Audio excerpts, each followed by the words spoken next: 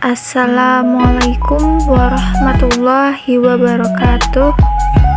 Perkenalkan, nama saya Zarla Maheswari Kundali Ningtyas, NIM 21411040231, kelas 1 Pak IE. Yang terhormat Bapak Mujibur Rahman, MSI, selaku dosen pengampu mata kuliah Pendidikan Moderasi Islam. Baik, langsung saja. Yang pertama, mengapa sih perlu ada moderasi Islam?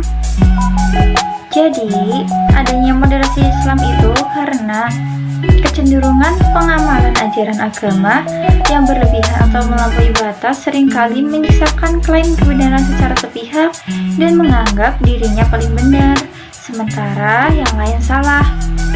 Mengamalkan moderasi Islam itu pada hakikatnya juga menjaga keharmonisan intern antar umat beragama sehingga kehidupan bangsa tetap damai dan kehidupan berjalan harmonis.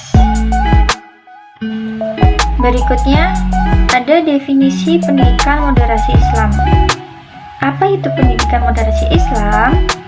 Pendidikan moderasi Islam merupakan usaha atau sikap jalan tengah antara penggunaan wahyu nakliyah dan rasio akliyah sehingga dimungkinkan terjadinya perubahan-perubahan di masyarakat sepanjang tidak melawan dan bertentangan dengan doktrin-doktrin yang dogmatis.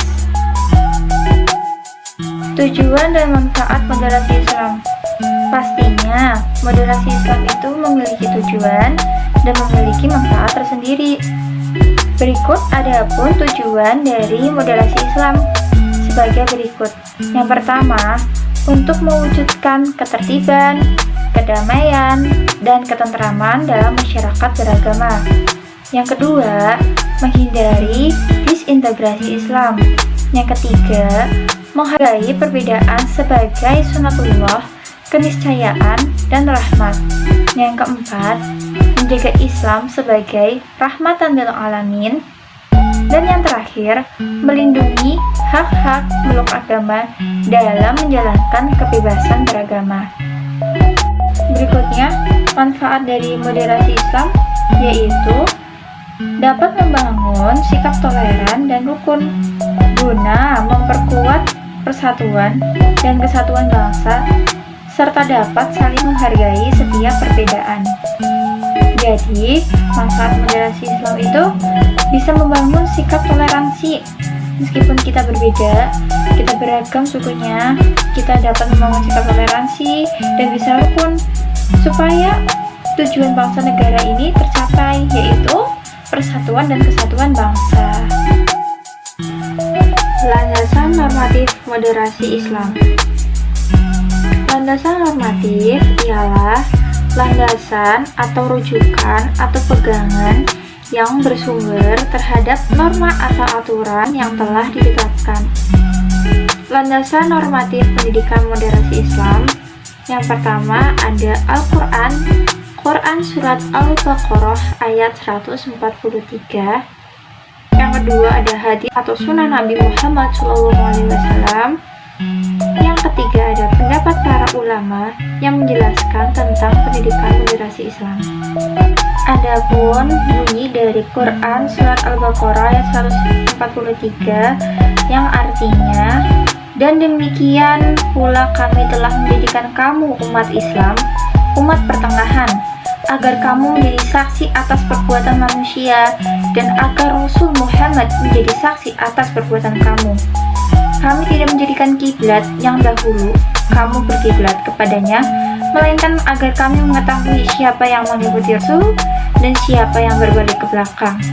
Sungguh, pemindahan kiblat itu sangat berat, kecuali bagi orang yang telah diberi petunjuk oleh Allah. Dan Allah tidak akan menyia-nyiakanmu ilmu. Sungguh Allah Maha Pengasih, Maha Penyayang kepada manusia. Landasan historis moderasi Islam. Landasan historis ialah landasan atau acuan yang suatu persoalan yang bersumber pada sejarah atau peristiwa yang sudah terjadi, dan yang dimaksud landasan historis pendidikan moderasi Islam ialah peristiwa yang dijadikan acuan dalam menerapkan nilai-nilai pendidikan moderasi Islam. Ulama pada landasan historis sebagai berikut. Yang pertama ada Ibnu Jarir at-Tabari. Yang kedua ada Ibnu Abu Hamid al-Ghazali. Yang ketiga ada Syekh Muhammad Rashid Ridho. Berikut penjelasan dari setiap ulama. Baik, yang pertama ada Imam Ibnu Jarir at-Tabari. At-Tabari memposisikan umat Islam antara dua ajaran agama samawi yang telah mengalami penyelewengan dan distorsi, yaitu Yahudi dan Nasrani. Berikutnya ada Imam Abu Hamid al-Ghazali. Al-Ghazali pernah membahas tentang uzlah atau mengasingkan diri dari manusia untuk ibadah. Tidak hanya membahas menaatnya saja, Al-Ghazali juga berpendapat bahwa masyarakat muslim penting untuk beruzlah, tetapi manusia juga harus berinteraksi dengan sesama manusia. Dan yang ketiga ada Syekh Muhammad Rashid Ridho. Pada saat itu ada dua kelompok yang berbeda pendapat atau berbeda kepercayaan, yaitu kelompok mujazat dan kelompok ruhani. Kelompok pertama sangat ekstrim pada kehidupan duniawi, sehingga meninggalkan ruhani dan batin. Dan kelompok kedua, yaitu kelompok rohani, sangat ekstrim terhadap meyakini roh manusia dan meninggalkan dunia. Akibat dari keberadaan dua kelompok tersebut, maka perlu adanya pendidikan moderasi Islam. Hal ini bertujuan agar manusia bisa memiliki keseimbangan antara dunia dan akhiratnya. Prinsip-prinsip moderasi Islam. Yang pertama ada keadilan atau adalah. Pengertian adil artinya berpihak kepada yang benar, karena baik yang benar ataupun yang salah sama-sama wajib memperoleh haknya. Dengan demikian, ketika kita melakukan sesuatu, mau yang patut lagi itu nggak sewenang-wenang, itu tidak apa-apa. Makna al-adl dalam beberapa tafsir antara lain, menurut At-Tahari, al-adl adalah sesungguhnya Allah telah memerintahkan tentang hal ini dan telah diturunkan kepada Nabi Muhammad dengan adil, yaitu al-insaf. Allah Subhanahu wa Ta'ala menerangkan bahwa Dia menyuruh hamba-hambanya untuk berlaku adil, artinya bersikap tengah-tengah dan seimbang dalam berbuat ihsan. Islam menyuruh umatnya untuk berlaku adil dalam segala aspek kehidupan tanpa adanya dikotomi agama dan perbedaan keyakinan. Moderasi Islam merupakan konsep perlakuan adil terhadap setiap orang. Nurdin 2011 menyatakan bahwa perlakuan adil meliputi hal-hal sebagai berikut. Yang pertama, tidak melebihi atau mengurangi daripada yang sewajarnya. Yang kedua, tidak memihak dan memberi keputusan yang berat sebelah. Ketiga, sesuai dengan kemampuan, tingkatan, atau kedudukan. Yang keempat, berpihak atau berpegang kepada kebenaran. Yang kelima, tidak sewenang-wenang. Yang kedua, keberagaman atau tanawu. Keberagaman merupakan sesuatu yang tidak mungkin dihindari karena sudah menjadi sunatullah di masyarakat manapun. Akan didapati keanekaragaman dalam berbagai hal, baik suku, agama, bahasa, dan keyakinan. Perbedaan suku, ras, agama merupakan keniscayaan terhadap taatnya. Mengingkari perbedaan tersebut sama halnya kita mengingkari kodrat, karena memang ya di hidup ini penuh dengan keberagaman, penuh dengan perbedaan.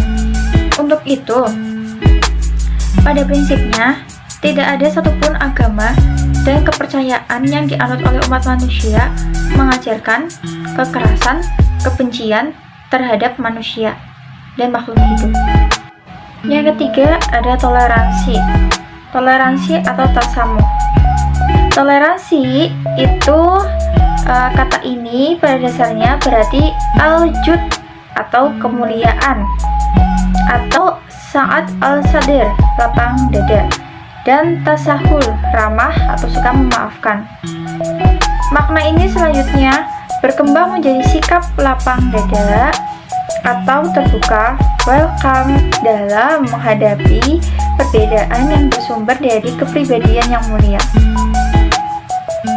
Sikap toleransi dalam Islam ditegaskan dalam Al-Quran terkait dengan sikap interasosial yang saling terbuka dan untuk saling mengenal.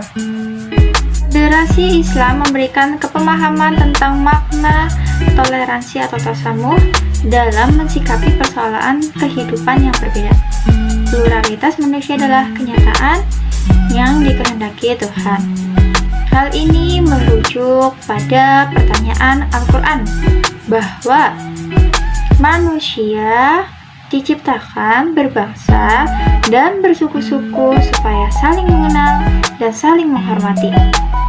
Dalam konteks moderasi Islam, perilaku toleran merupakan satu prasyarat yang utama bagi setiap individu yang menginginkan satu bentuk kehidupan bersama yang aman dan saling menghormati. Yang keempat ada keseimbangan atau tawazun. Di antara ajaran Islam adalah at-tawazun, yakni menetapkan keseimbangan dalam pertimbangan eksistensi kehormatan yang terdiri dari jasmani atau jasad, al-aql atau akal, dan ar-ruh atau roh. Prinsip moderasi Islam diwujudkan dalam bentuk keseimbangan positif dalam semua segi, baik segi keyakinan maupun praktik, baik materi maupun maknawi, keseimbangan duniawi ataupun ukhrawi, dan sebagainya. Islam menyeimbangkan peranan wahyu ilahi dengan akal manusia dan memberikan ruang sendiri-sendiri bagi wahyu dan akal. Dalam kehidupan pribadi, Islam mendorong terciptanya keseimbangan antara ruh dengan akal, antara akal dengan hati, antara hak dengan kewajiban, dan lain sebagainya. Yang terakhir, kelima, yaitu ada keteladanan atau uswah. Muslim itu harus menjadi teladan bagi kaum yang lainnya, karena pada dasarnya seorang menjadi muslim itu melekat dalam dirinya sebagai juru dakwah yang mengajak kepada kebaikan, sebagai penyeru kebaikan agar hasil dalam seruannya itu dapat diikuti oleh banyak orang. Harus didasarkan pada keteladanan, adanya sifat uswah sebagaimana Nabi Muhammad SAW mengajak kaum jahiliyah menuju ilahiyah dengan sikap keteladanan, yaitu akhlakul karimah. Dalam hal ini, peserta didik harus diajarkan, ditanamkan sifat keteladanan dalam berbagai aspek kehidupan, sehingga dalam dirinya akan menginternalisasi sifat-sifat mulia yang akan menjadi teladan bagi kaum yang lain. Keteladanan tersebut dapat berupa sikap muslim yang menghormati tetangganya sekalipun berbeda keyakinan, berinteraksi sosial dengan menjunjung tinggi toleransi, mau menolong sesama, menghargai perbedaan, dan mampu bekerja sama dengan berbagai lapisan masyarakat tanpa membedakan agama dan keyakinan. Prinsip-prinsip moderasi Islam, baik itu keadilan, toleransi, keseimbangan, keberagaman, dan keteladanan harus diajarkan kepada peserta didik pada masa sekarang dengan menggunakan model pembelajaran konstekstual. Nah, kita nih nantinya bakalan jadi guru PAI, amin insya Allah, mempunyai kewajiban untuk memahamkan dan menanamkan prinsip-prinsip moderasi Islam kepada peserta didik dengan tujuan agar setiap peserta didik mempunyai pandangan wasatiyah dalam hidupnya.